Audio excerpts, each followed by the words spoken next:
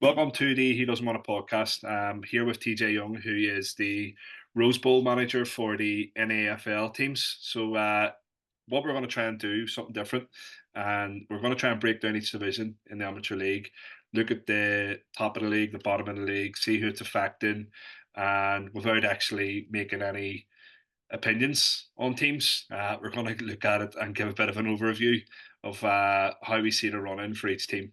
So first of all, welcome to my guest, TJ Young. TJ, how are you, mate? All good? Oh, good. Thanks. Thanks for asking me to come on here, guy. Mate, just the way I look at it is you watch more Premier Division 1A, 1AB, 1C, the whole way down into 2C teams than anybody around because it's obviously you have to and because you take your roles really seriously. But we're looking knowledge on every single team, as many teams as we can. So I know you're busy Tuesday, Thursday, and Saturday at the moment. Yeah, well, I'm out most nights. Yeah, it's just a busy person, and especially this time of year, there's games on midweek games. It's just frantic. Yeah, I take it tomorrow night. Well, we may as well start with a big one. Tomorrow night's the Intermediate Cup final, which has two amateur league teams in it, the Magalada and Crumlin Star, Windsor Park. Are you going to go Well, to the first game of all, yourself? oh yeah, I'll be there. First of all, I just want to say well done to the two teams, obviously making the Intermediate Cup final. It's great to see that the amateur leagues once again showing the superiority of and the dominance of the Intermediate Cup for the last few seasons. Like so, it's obviously good. It's a lot of passion for the amateur league, so it's good whenever you're overcoming teams in the PIL regularly now. So it's good that Makalada and Common Star have actually managed to get to the final again. Yeah, like even the semi final draw every year, it seems to be the same thing. You see, like Ballymacash and Queens, the league they're in, you're thinking, oh, it's going to be tough for a Premier Division amateur league team, and then both teams come through with flying colours. So they did. It's actually disappointing. Both games were on the same night. It was a bit silly, but um, obviously, either way, we got to find out the results and hear that both teams were successful. Yeah, well, I happened to be at the Common Star Queens game, and obviously Queens started this season as probably one of the strong favourites for the PIL. Yeah, So I was looking forward to seeing the actual standard of Queens against Star, but honestly, Star were down to 10 men after 25 minutes, and you would never have thought Star were down to 10 men. Star were brilliant on the night. They dominated, especially when attack. But Lynch in particular that night yeah. was excellent. And Lillis, young 18-year-old, playing 18, 19-year-old playing for Star, has been outstanding all season. Yeah, they just keep doing it every year. Crum and Star, like they're always thereabouts doing these competitions, whether it's Steel and Sons, which of course they lost to another amateur league team, Cumber, and then now they've intermediate cup final, and then they also have their sights set on another Premier Division title as well. They're up there towards the top of that also. They just keep going every year. Yeah, I think it's you can see that they've just got that experience. Um, you know, Big Deco obviously just looking at players there. You know what I mean? You're talking about Barry McCarthy and things like that. Who was there, experienced things out there. And this year they went and brought in Big Divine, Matty Divine. Um, Arguably, Matty shouldn't be playing amateur league. In my opinion, he's good enough to be playing higher level. Yeah, And it was good that he actually, no disrespect to Lauren Tech, but we obviously saw an opportunity to go away and challenge for honours at Star, but he could easily play higher.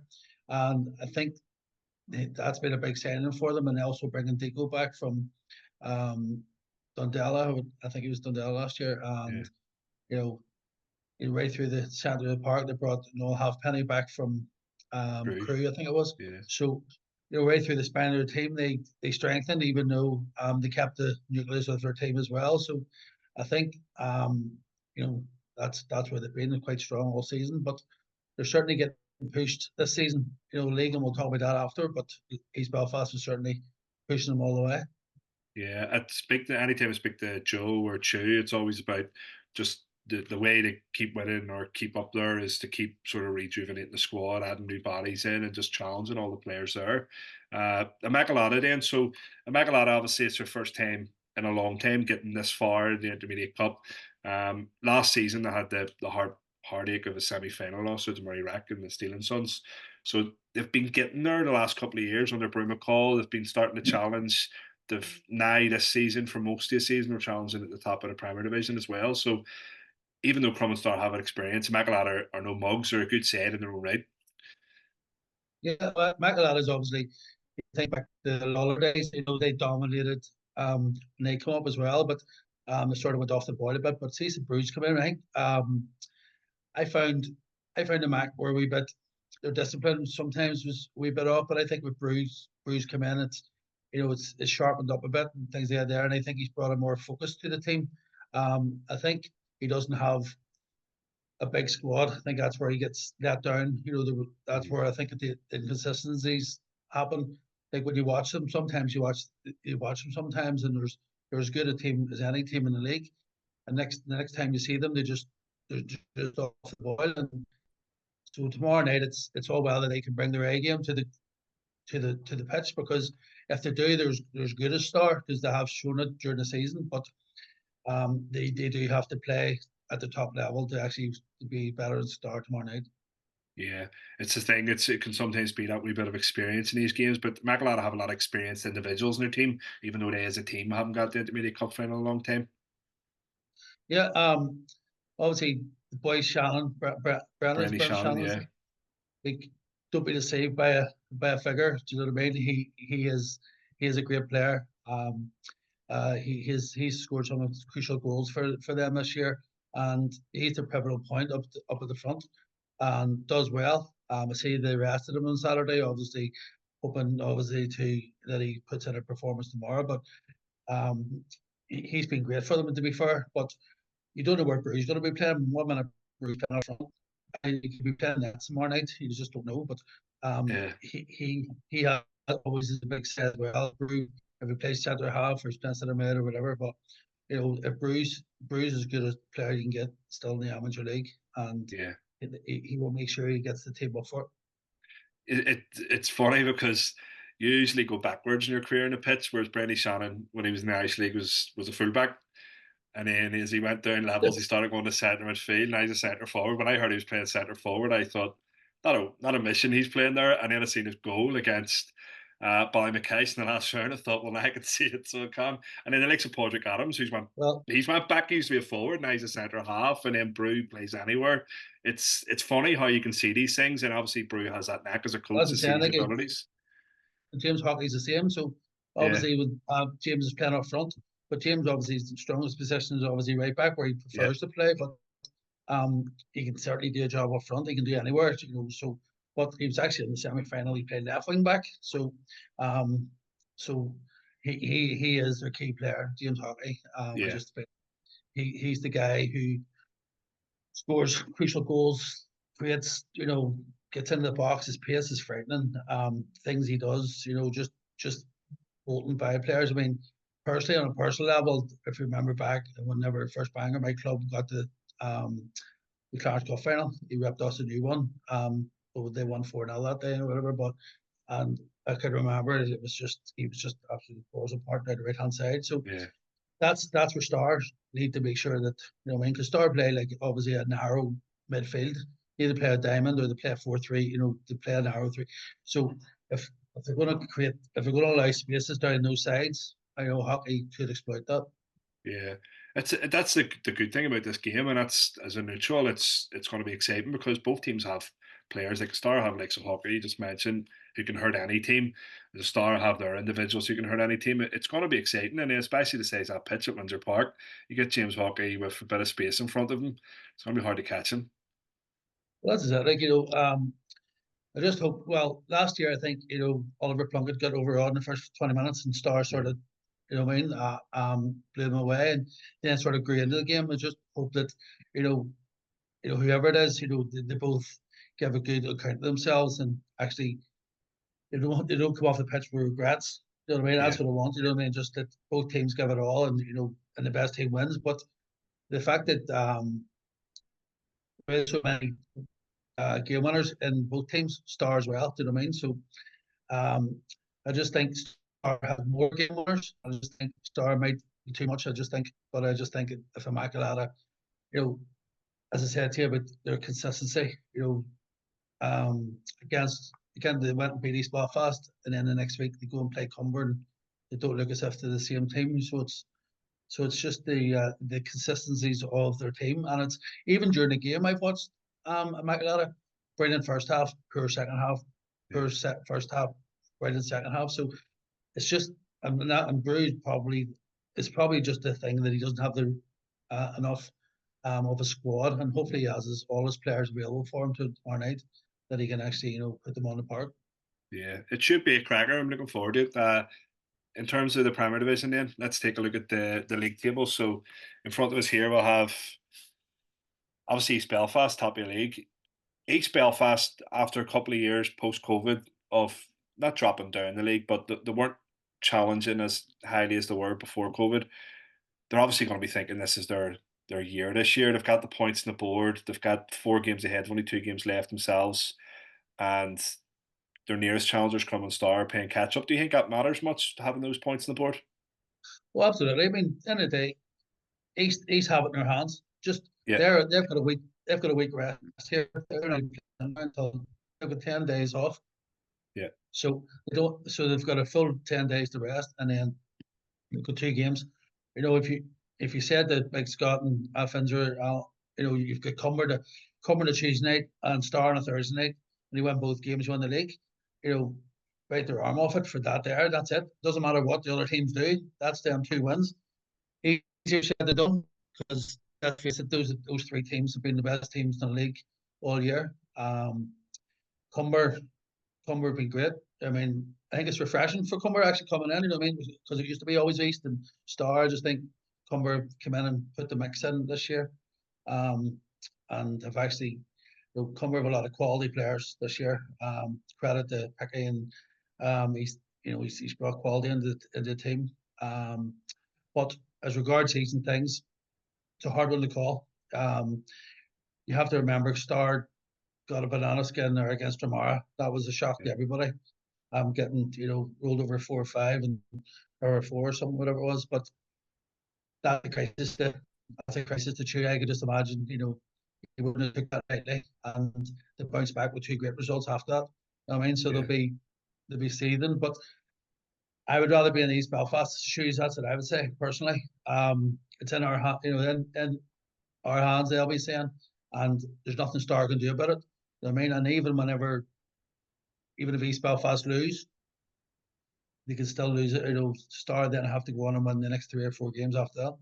yeah. That's the thing. You see, but one side of it is Crumlin Star used to having games in hand this stage of the season. It doesn't really normally affect them, but those games next week, the 2 East Belfast games against Crumlin Star and Cumber, like they're going to be huge, and they're going to really sort of by the end of that week we'll probably have an idea of who's going to go and lift the title. Oh, I know it's and the thing is, the draw probably should Star. You know what I Yeah, mean? Star 2 points ahead, so East are going to have to come out and try and win the game. I've watched the East last couple of games. They're quite solid. They're a lot more solid than they have been. Um, both teams are flexible. So I've watched East, and sometimes they play with 3 at the back, sometimes they play with 4. yeah, And but the last couple of games, I see them playing with 4 at the back. They've looked a wee bit more solid, and they're not giving teams that many chances. You know what I mean? Although they seem to give a wee bit of possession over to some teams, but they don't actually give up many chances. Went to Rosemount on Saturday, which is a very tough place to go to, and they done a real professional job and went 3-0. So what Star are just ranking them out the 4s and 5s, and I watched them against Cumber, Star against Cumber on last Thursday night was it, and they were 3-0 up after 5 minutes and just yeah, steamrolled them. So it's it's great. It's great for the league. You know what I mean? Um, but we'll talk about that about the Rose Bowl thing. Not good for me. yeah, Um, let's say the fixtures have shafted me big time. You know, I think you know. Let's say, well, when we go off on Friday morning to the Rose Bowl on the boat on Friday morning, and we have a fixture of East Belfast to start on Thursday night at 7:30. aye. So So it's not I easy. haven't. I certainly haven't been dealt any favours as regards fixtures and things like that that they help me when I go to Scotland with a team, which I don't even know. even at this stage. I'll probably announce the next day or two, but this is the reason why I'm not announcing it, is because of the amount of fixtures that are being played, and it's just a headache big time because It's of the the same. fixture. It's the same every year. It's a wonder. It's a wonder why we can't get ahead of it. I actually read a thing the other day, Football Chatters. It's a good website, and it was about the fixture congestion and why can it's. I know it's hard, and it's trying to find a resolution around the fixture congestion. Like it's hard to sort of get what you got like in the Irish League last week with Lauren and Linfield meeting end of the season. You knew exactly how many points you needed because we're both in the same amount of games. And now you have a situation where East Belfast have played 24, Star have played 20, Cumber have played 20. It's not really the same sort of feel as a run in. You don't get this game by game thing. And that's because of the cups. And obviously, East Belfast didn't enter the Irish Cup, which gives them that opportunity to get points to the board and get ahead. So, do you sacrifice the Irish Cup in the four preliminary rounds to get more late games, or and cup success in general, or do you not take your chances? It's trying to figure out a way around it where the amateur league can be better prepared, so you're not getting this situation every year in the 3 games a week and the Tuesday Thursdays. Uh, well, obviously the way the championship thing works, if they get a game called off, they have like, as it 10 days they would to have that match played. So there'll be a match played on their nights, on a Wednesday night, Tuesday night, Wednesday night on 3G somewhere. You know what I mean? To make that game played, and then that's it caught up. Yeah, But obviously we in the amateur league don't have that, and we're never going to have that. But um, there needs to be a, you know better focus. There's a new chairman in the amateur league now, and I'm just hoping, the amateur league needs new blood, new ideas, needs, to the start a week earlier, do an extra couple of nights. Like they only do 2 nights when midweek at the start of the season. There's no reason why they can't be three.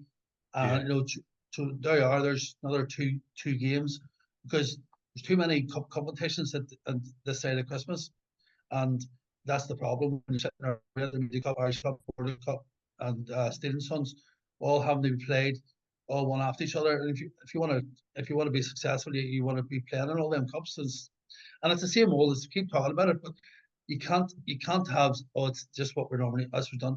Like, people are saying to me when, oh, Star had to play the Intermediate Cup the night before they went to Scotland. An Intermediate Cup final can't be rescheduled, but yeah, an amateur league fixture can. I mean, yeah, and that's where I felt that, I've been let down personally, by the powers that be. We're going to Scotland, and they've got that fixture on Thursday night. yeah. And there's other fixtures as well. It's not just that team. There's another two fixtures on that. So it's Yeah, it's hard. because the thing is, the powers that be, like you said, have the power to control this because they arranged the fixtures originally and they put the proposed fixtures out to the teams, and the Rose Bowl team is their team. It's not it's not a Yes. separate entity. So if you No. want the So Rose Bowl team to be successful, then look after the fixtures to ensure that yeah. you Well, can get preparation. and the whole crux of it all, that Thursday night game, Star and East, was meant to be played on the 4th of November, or 4th of May, Yeah, and it was all because the Irish Cup, and the league wouldn't be allowed to play Irish Cup. Now, yeah, if you think outside the box, the NAFL don't let teams in Belfast play home games, so the fixtures could have been dealt in that, Star could have been playing down at Cumber, yeah, Cumber, East Belfast could have been playing Drummond teams yeah, outside Belfast, so they'd have got an extra game played. But yeah, they're now sitting on the Saturday, this Saturday and the fourth, with no game. yeah, So all these games to go, and you get a free Saturday. It's yeah, ludicrous. I mean, yeah. it's just frustrating for me, and and people, will have as much sympathy for me, and I'll have it for the next manager next year. But it's hard work. I think it's a hard thing. Like to arrange that many fixtures towards the end of the season is a hard thing, especially the leagues like the Premier Division. There's so many games to be played, and I think it's obviously just an oversight. But at the same time, like you said, if there was to be more time being given it, or more people within the league committee to be sitting down and organising it rather than just one person, Yeah, well, then everything's you all can like, then you can let's all urge get all. things. Yeah, Yeah, but it's all like, let's get everything crammed in. Like Yeah, I was not. I obviously saw you at the league meeting that night, and we had that game. But apparently, he was told, let's get it crammed in. We want the games all over by the 18th of May. yeah, Where's the 18th of May plucked out of? Because the end of the day, yeah, the season can go on to the 31st of May. So there's nothing to say that it shouldn't be. But again, it's not fair. There's Rosario have finished their season and 26 games are finished already. yeah. So if they say they had 25 games and they're waiting to start and have to wait a month, you know what I mean? That's the difference. You know what I mean? So So it's that's the thing. See, for second division, I understand there's a deadline when it comes to council pitches, but it's always been a thing for me that the Mid Ulster League can play one midweek game and a Saturday game rather than cramming players into 3 games a week, and the Ballymena League can do it, and they can go until June. Why can't Amateur League? Why? yeah. Why does there need to be this? But Like that's you a said, choice. the date, the 18th of May, yeah, it's plucked out of there. It's like why is that? And that's even longer than what it used to be. It used to be the start of May, but it's still not Yeah, helping things. that's what I'm saying. And I mean, when I was playing, we used to remember the last game was at the most was the Irish Cup final day, and you used to play on the Saturday morning, and then you went and watched the Irish Cup final, and that's just the way it was, and it was the biggest Yeah, day of the season. But now it seems to be, it's all forgotten. The Irish Cup finals not that people's agenda anymore, where it should be. yeah, You know what I mean? It's especially this year. It's Cliftonville, Linfield. That's the biggest.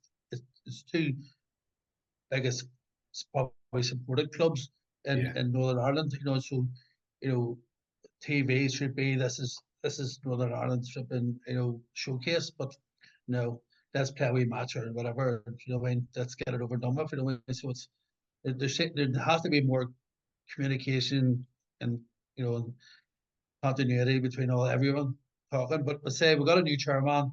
He's from Stephen from Orangefield. I'm hoping he comes in with better ideas, new ideas. I mean, and what he's going to bring to the table. And hopefully, um, things can improve. yeah, Let's say that. yeah. So, Just quickly, before we move on to the next league section. First of all, we've talked about the Stars' main fixtures and a couple of away games in there, and obviously the likes of the Jamara game, although that was a home fixture, shows that I don't think there's any easy games in the Premier Division. So East Belfast has been waiting, hoping they slip up, and then obviously to play Chuller as well. But there's a couple of hard games there, and a couple of games you have to travel away to McGee, away to Rosemount. Obviously they're not given, but is there any particular fixtures you're looking at there and thinking they're going to be a tough game for Crum and Star going forward, or Cumber are I not I a think million miles away I from it, think but Rosemount I think yeah, Rosemount will be a big game for them down there.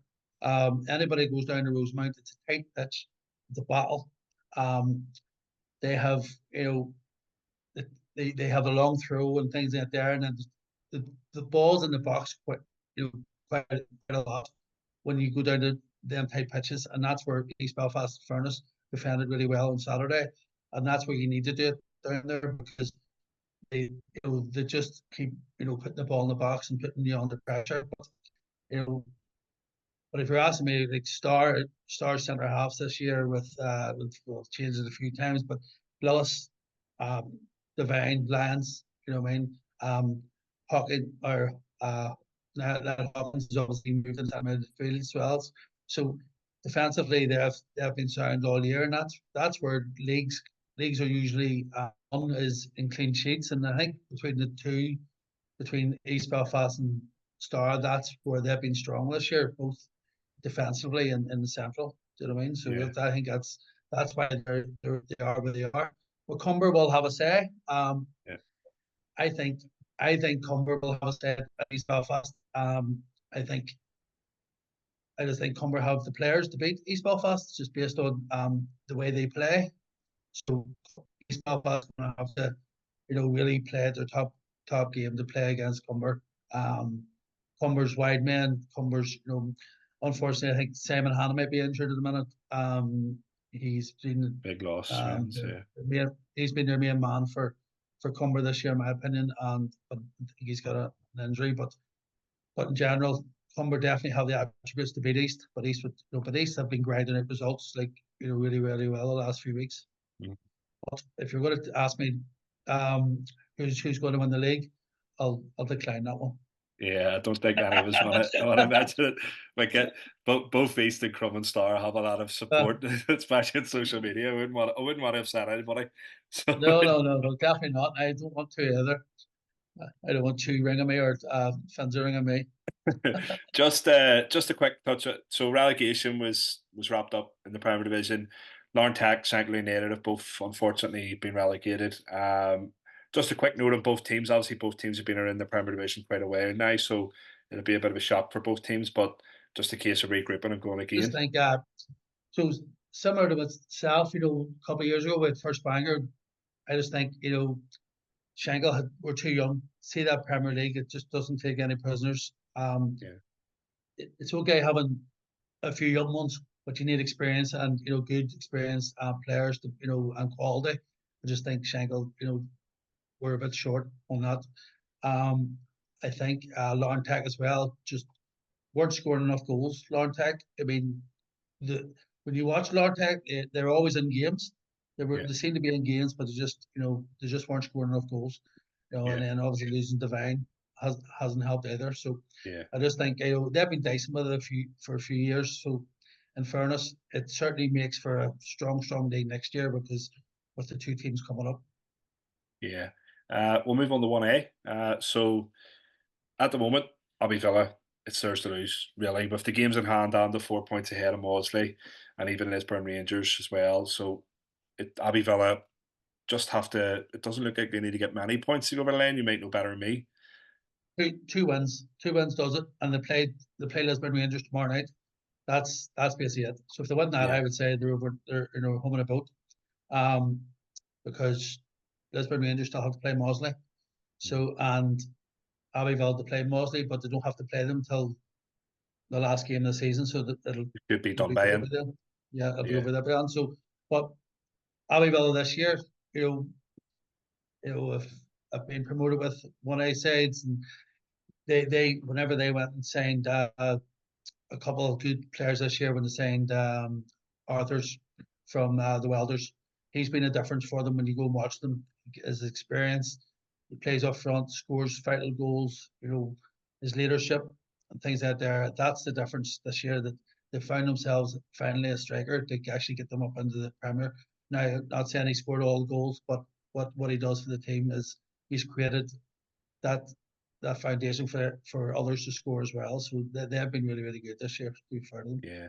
I think 1A is just such a hard league to get out of, isn't it? And Abbey Villa have had so many close calls the last couple of years. They've always been there or thereabouts, and I'm sure they'll just be glad to get this As I over the said, line. And when I was there 4 years, and I just kept getting pepped at the post, a third and fourth, four yeah, times, and I round off the teams that passed us in whenever I was a manager there, and they're all still there now. Well, one of them was down Patrick and not there, but there was down Patrick, there was Crumlin United, Common Star, Immaculata, all the teams that are all up there now pushing. Drummond S went up and won it. We're straight away from 1A, yeah, and they're all strong sides. And the Premier is a strong league. Next year with Abbey Villa adding to it, and I'll push my boat out and say it's going to be Lisbon Rangers going with them. I think Sinky's done a brilliant job, um, to bring in the players that he's brought in. A lot of them are long in the tooth and well experienced, and he's done well to bring so many players of that quality to the 1A. Like so, yeah. So, yeah. I would be surprised if they don't actually get over that line and go up with them. Yeah. If they win their game in hand, they're 3 points on Mosley, so it would be Mosley playing catch up then. But obviously Mosley then are just looking and waiting to see if they slip up, and maybe a bit too difficult for them to get anywhere near Abbey Villa. Abbey Villa would have to make a lot of mistakes. So Yeah, well, it's in Lisburn Rangers' hand, really, isn't it, to follow Abbey Villa up? yeah, well, this is it. Well, tomorrow night will be a big one. Down in Malile, Lisbon Rangers going down there. Obviously, Jared McMullen is a game winner on his own. He could go down there and win that game, no bother for Lisbon Rangers. I watched Lisbon Rangers a couple of weeks ago against First Banger, and 3-0 up and coasting.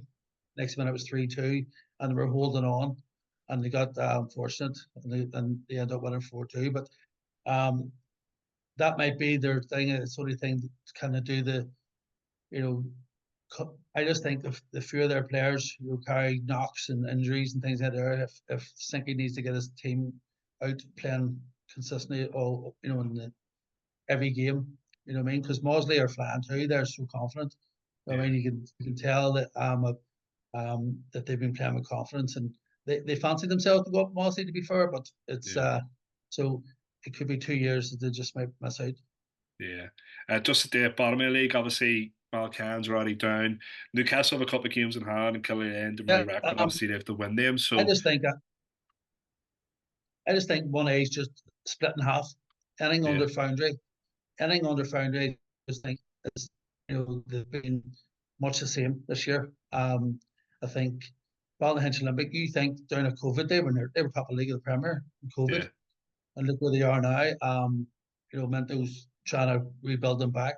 They got a few good results there recently and pulled themselves out of it and they're safe kept now. them Yeah, safe. You know what I mean? But it took two big results, to pull themselves out of that. So and fair play to them because you know they're a real community club down there. They basically run Ballyhinch down there. So so it's good for them that they've yeah. stayed in the league. But Newcastle, see, I think Newcastle they're struggling, but you don't know who you go down to Newcastle, and it depends what time of year it is because they get really affected with the GAA. So they do. Yeah. Move on to the 1B. So, top of 1B, we have, of course, Hollywood, Hollywood. who have guaranteed promotion for themselves. Congratulations to Hollywood. But chasing them for the title is Willowbank, seem to be main challengers. And we know how good a side Willowbank are with their Border Cup win this year. So, how do you see this going? Of course, Hollywood are finished their Well, campaign. Willowbank have 7 games as left. the saying goes, the points on the board. Mhm. But you look at Willowfield, or Willowfield, Willowbank, they've been awesome all year. There's the style of football they play, the pace of the football they play. They're a joy to watch. They are actually good to Yeah, watch. Um, but they get sucker punched against Grove, at their place. So and then they got beat last week as well. So Aquinas the beat them last week, I think. Yeah, Aquinas, and then they went and beat Aquinas. So yeah, there's a lot of twists and turns in that one because again, Willowbank's probably been not been used to playing at that standard week in week out and trying to have to push out the results all the time. So they're going to have to they'll, they deserve to win the league. Let's face it, on how they play and the quality of them. But you never know; they could lose out if if they fatigue kicks in. yeah. You see, the thing is with World Bank, that it's something they've been used to over the years, playing this many league games.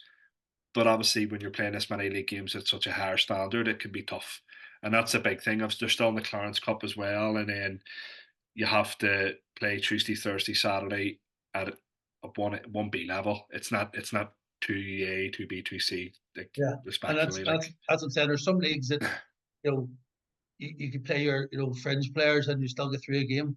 yeah, What I mean, and rest are better players. And whereas you just can't do that there in some of the intermediate leagues, and that's the difference when you go up the levels. That's what yeah, you find that you need to have more quality, as a squad because once you lose a couple, but they've been brilliant. I could name 4 or 5 players that I seriously consider for the Rose Bowl team, and 1, 2 could still be going. that's yeah, that's to be honest, and it's now the Tuesday night, the 29th, and I'm going next Saturday, and still haven't decided if I'm taking 2 of their players with me, and that's what I mean. It's I know that's how good they are, and yeah, they've been really good for the league. When to come up because you think about the stars and the Michael when they were coming through the leagues, everybody loved to see them.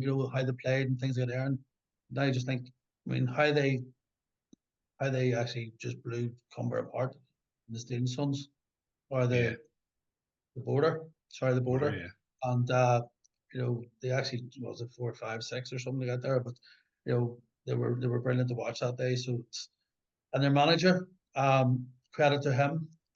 You got to listen to him on the sidelines. He certainly has them boys all well coached. So fair play to him.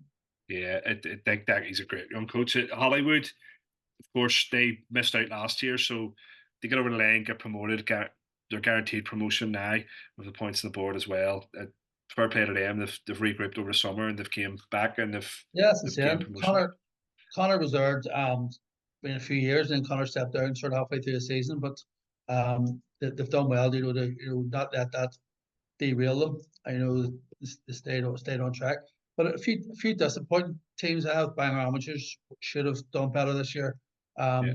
They sort of struggled. I thought Plunkett after a good season last year. I thought they'd have put up a better challenge. Knowing Oh, one Burnsley. A, yeah, yeah. Yeah, I sorry, one eye that's the same. I thought they things, but Bangor Amateurs, Grove are always got. What I mean, they're always thereabouts. You know what I mean, and um, I think they could be one for next year. I think Yeah. Grove. I think he's building something there.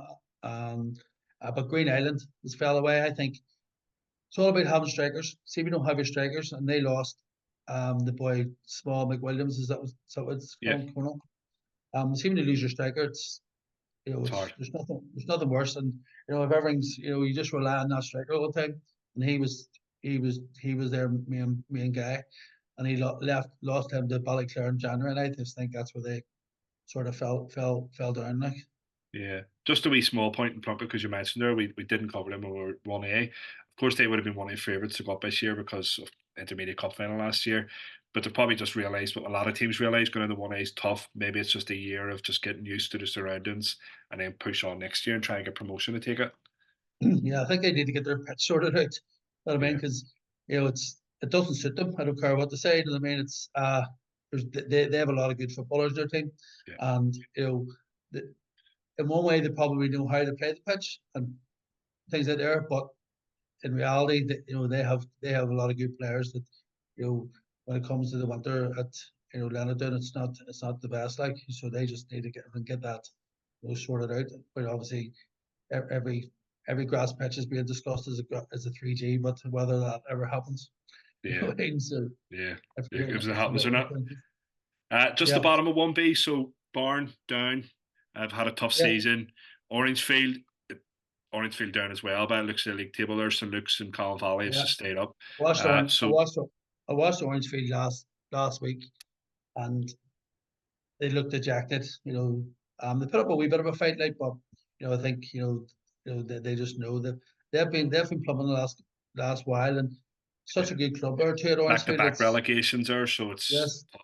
what I mean, and I think that, and obviously the new chairman of the amateur leagues from there, I'm sure he'll be not be wanting to see that there happening. That is, the team in the park's not actually delivering as much as he's going to be delivering for the amateur league. So, Yeah, but it's sad to see because you hit back to backs because then there's issues then that trying to recruit players or whatever or management don't know what it actually is theirs. So, yeah, but Barn's been a strange one. Like Barn were always one of the most competitive games you went to. See down there yeah. and you went and Never played an there, easy but game. they never an easy game. And they had the Wades and things like that. They were top players down there, Yeah, but I don't know what they've just really fell away. And Whitey's down there, and it's I'm sure he's pulling his hair out down there. It's just what he called it, as a club, because you don't really want teams to get there suffering and was struggling. You just yeah. shouldn't be. Both teams just go down to 1C and regroup again and hopefully rebuild from there. Yeah, well, that's just it. Like and it does happen. It's my club first Bangor, they end up going down to 1C and then coming back up again. It's sometimes you just find a level and then it's That's you it. get traction and you come back up again. Yeah. So On the 1C, we have two teams promoted already, Finicky and St Matthews back to back promotions. So it's all to play for when it comes to winning the league. But congratulations to both teams and their promotions. I think it's just the way the fixtures have worked out. Finnegan's playing St Matthews last game of the season, but if Yeah, Finnegan win the two games before, it'll be irrelevant. yeah, So I think Chrissy at Finnegan prefer to do that. I went up and watched Finnegan last Wednesday. We're playing Dundonald, and you know it, it's good. Chrissy was a great footballer himself, and yeah, he has his team playing football. He wants them to play out and things like that. So it's good. It's good to see them playing. But he's got a mixture of young ones there, and then he's obviously brought on a few experienced ones recently. So and it's good to see. I mean, I just mentioned his dad that had passed away this year. That's right. Like Yeah. Colin Patner would have been beside Chrissy everywhere. Doesn't matter where he goes, he'd have been standing on the side of the pitch. So I think Chrissy will be wanting to win the league for his dad, and hopefully he does. That's why I've been looking at. Yeah, Finicky, they've always played good football under Chrissy, and then they just missed out in promotion last year. And obviously, the pitch up in that breeder, that they have everything ready to push on up through the leagues. They're a good side, they're well run, and there would be a challenge for anybody in 1B next year. And so also Yeah, Matthews are a cracking side as listen, well, no Matthews. doubt.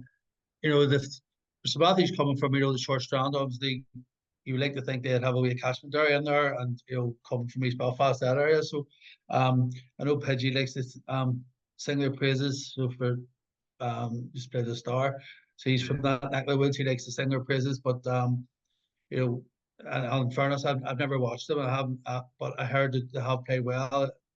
They play against Bangor Young Men a couple of times this year. And they said they're a good side, and they're all played up at Ashfield. So it's good that they'll have everything ready for themselves to push on as well. So, yeah. but it's good, that you know teams are you know it's not the same teams all the time. Do you know what I mean? So I just think some Matthews just came from nowhere really. You would obviously know more coming from 2As and things like that. Yeah, so Matthews come up. It took a couple of years to come up out of 2B, and when they come into 2A, I think they almost surprised themselves how easy they took the 2A last year and winning the league and going up. They knew there would been a challenge for any team, but they hit the ground running, and then they just kicked on from there, and they've just carried that into this season. Like they slipped up against Woodville on Saturday there, because it would have been nice to see a winner takes all game at the end of the season, but it could be wrapped up before then, of course. But it would have been nice to see it. But either way, it's two great teams. Finnicky and Matthews, whoever wins the league is going to be deserving of it. So they are. Yeah. And as you say, if they go up into 1B, they'll challenge. They'll challenge. They're not going up there to make up the numbers. Yeah. And then the bottom of the league, it's a thing with 1C where you don't know if any team's going to go down every year, because you could finish bottom of the league and be saved by whoever wins 2A, which is the strange way that the league works. So the likes of Bangor Swifts and Ballywalter are going to be sort of hoping that they don't finish in that Sweating bottom it out. position, and then hoping that they'll be looking at 2A to see who wins that league there and who has their pitch and who doesn't have their pitch. But one of the two teams could end up going down, but we just don't know. Yeah, I think so coming up from 2A, is it chances is going to be St Mary's. So they don't have a ground, but you Yeah, know they don't. But I was talking to actually at the 50th anniversary thing, or the what is it, 175 was it yeah. years it was for the amateur league. We sat with two guys in St Mary's, two great lads, and they were thinking they could get somewhere. You know what I mean? If they could win the league or they would find the ground share. So I to think get them that up. ship may have passed, as far as I'm aware, with the rules that you have to be playing on that pitch before the 31st of December of the current season. So I All think right, that may okay. have passed for them. If that has been in the rules for a long time, unless that's changed, I could be wrong. But that's as far as I was aware of the rules. But I think you're probably talking about Brian and Frank, who are two smashing fouls of St Mary's. That's right. Yeah, Anytime we've played them this season, they've always been they're a really well run club, and I would like to see them go up, because with all due respect, I'm obviously managing forward this season. With all due respect to our teams we have played so far, now they played Castlewellan again, and when we played Castlewellan earlier in the season, they didn't have their two-star men playing that day. So I would like to see what they're like at full strength. I've seen St Mary's at full strength, and to be honest, they just completely outplayed us in all three games. So uh, it would be nice for them to go up. I'll be glad if they go up. To be honest, I don't want to see them again. yeah. But uh, but I think Castlewellan have a ring in place to go up, and if they pip St Mary's to the league, or if they are not to do that but finish in second What and is a it? team Like there's pulls out, they could the go up. Castlewell sitting there. John Young's obviously the manager. He used to manage Kilmore. He's brought in experienced players like Rory from Jamara, Rory McCardle, is it? Yeah, He was playing centre half for yeah, Jamara. You know, that's the sort of players. When you're playing junior football, that's the sort of players that help you to get through the leagues. he went in there. He brought a goalkeeper from Drummoness. You know, people who've done there, and then he's obviously, you know, we talked about Rory earlier, Crossgate, and he's got other ones. He's got his front three is really good there, um, but for St Mary's to obviously didn't have the key players playing for them, but you know they made light work of them and the junior shield to be fair. So Yeah, it's interesting to see how they're doing their back to back games to see who yeah. wins it. I think the biggest thing for the Junior Shield for Castlewellan was missing their key players. So Rory Crossgray, who we all know about, is such a good player, and he was ineligible for that competition. And then I think the league games between the two teams over the last couple of years have been tight, so it'll be interesting to see how they go because they still to play each other twice, I think. Yeah, Uh, twice. But Belfast did they play Belfast Celtic as well, or Belfast Celtic, yeah, Castlewell still play them. So Castlewellan still playing. but you know, they've done really well too coming up. You know, Belfast City have been through the leagues as well. So it's you know, they'll be interesting. They'll have a big say on it too. So Yeah, they play Castlewellan on Saturday, and obviously Castlewellan beat them last week, and that put the Belfast Celtics hopes of winning the league, which I think draws killed them this season. They dropped points in a couple of draws. They've only lost 2 games now at this stage, but a couple of drawn games, especially when they were in winning positions, have hurt them. But whoever wins that League 2A, Castlewellan and St Mary's, if either team do go up, there'll be a match for any team in 1C. Like St Mary's, in terms of their patterns of play and the way they're set up, they're really, really well organised. And Castlewellan just have a lot of quality all over the park as well. I think both teams will be a match for any team.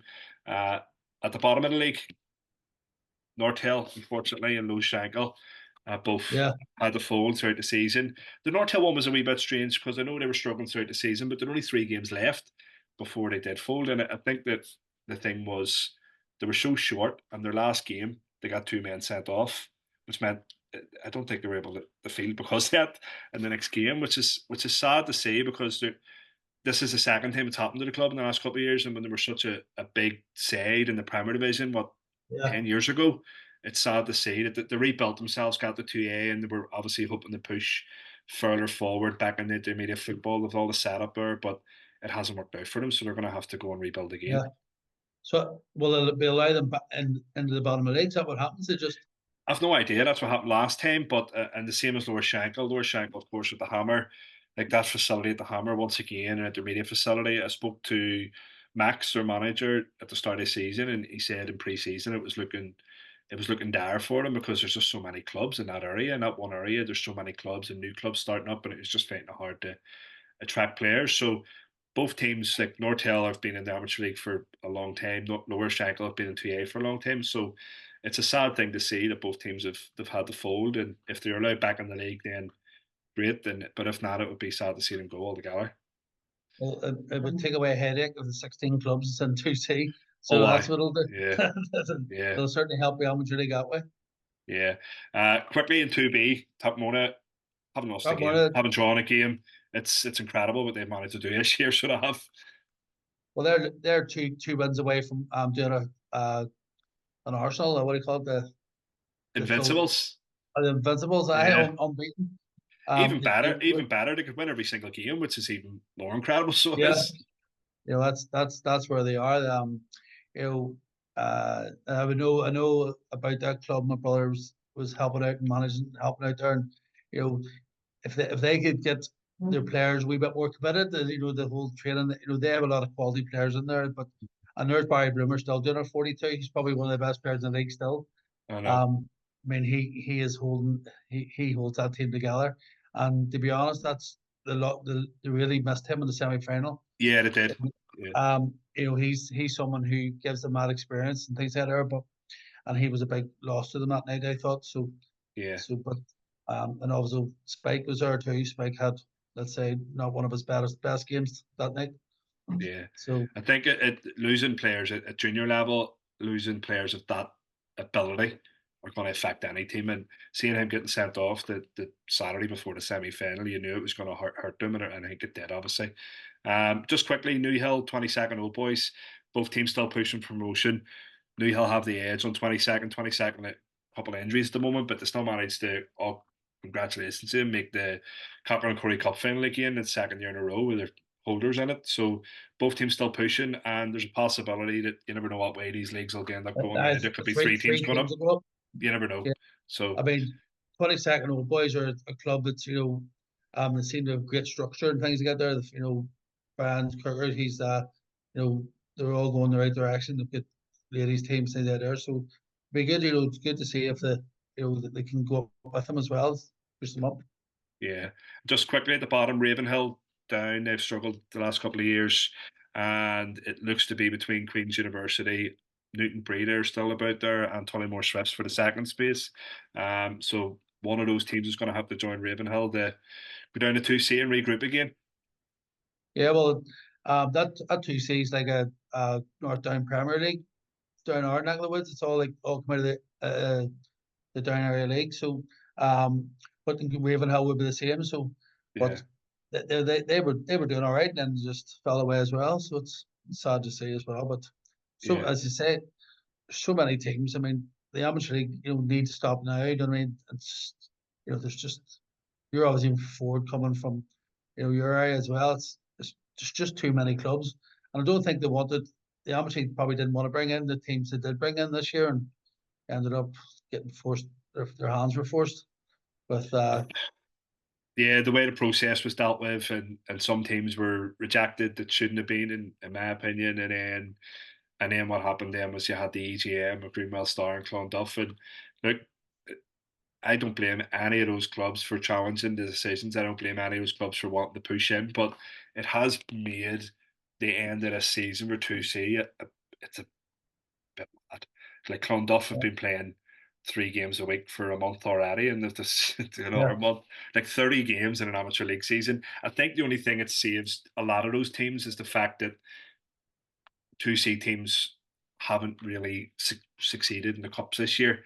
So a lot of the teams who've been there most of the season have been able to get a lot of league games in, but they're yeah. just waiting. They're just waiting for their games against Clonduff and Greenwell Star and any other team that's behind. So it's watching them. It's almost fascinating watching Clonduff a couple weeks ago in 9 games or something, and all of a sudden it's now 20. But it's even hard to see who's even going to go up by that league. Celtic boys have the most of their games played. But Biggie Wonders are up there. It's hard to see what way that's going to pan out that league, and uh, it'd be too far away for us to make any decisions on it. yeah. No, definitely, it's just too many games. So it Yeah, is, but it's but it makes for a nice, comfortable couple of weeks for a few teams, and then some for not. So yeah. It's some teams are going to have a long rest for pre-season, so they are anyway. yeah, so all good. But look forward to seeing what happens here tomorrow night at the intermediate, and obviously the 2 games for the Premier League. I think that's where my focus is on, to see where that ends up. Yeah, absolutely. And TJ, best of luck on the Rose Bowl. Obviously, you're going there to defend the title, and a it's not easier to win it at home, but everyone says it always is harder to go away and to win that trophy. So Yeah, to be yeah, able to do it I back to mean, back and away from home would be class. oh, I will. I can't. I've definitely put enough effort and work into it. I was actually in Dublin there a couple of weeks ago watching them. So they were Yeah, actually playing. They were actually playing the Irish. So they were down in Dublin. So I took a race down to watch them. So um, yeah, it's listen. The amateur league's really strong. My problem is, it's availability. It's not the standard player that I picked. It's just yeah, having availability and trying to do things in a professional and the proper way to actually tell someone they're in the team and or they're not in the team. But my hands have been tied as regards that process. And but I say whatever team I pick, I'll be happy enough. Whatever 16 players I go with, yeah, I'm adamant with that. There's just the actual standard of the amateur league is getting stronger each season, and the professionalism of it. Clubs, amateur league clubs, doesn't matter what level you're at, the professional of it, how they're kitted out, how they're conduct themselves, things that is a lot better than it used to be. And I think the amateur league as a whole, as a committee, need to realise that too. That clubs are within clubs are actually they're raising the bar professional, so the whole league should be the more league has professional to as match well. it. Yeah, Yes, and yeah, that's I think 100%. and that's all leagues, and you just see that how much they get youth clubs, they get youth ladies clubs, and things, and how professional these are being run by their own committees. but the Amateur League Committee itself has to then step up too to be as professional as them. Yeah, yeah. Well, I completely agree. That's a Yeah. good way to finish it, mate. Thank you very much Yeah. for your time as always, Listen, thanks very much, Gary, and and I hopefully, appreciate it. yeah, hopefully some Right. people will enjoy our ramblings tonight and see if it has any effect in any season. All right, dead on. Listen, all the best, man. Thanks, Cheers. mate. Cheers. Bye Right, bye. right, bye.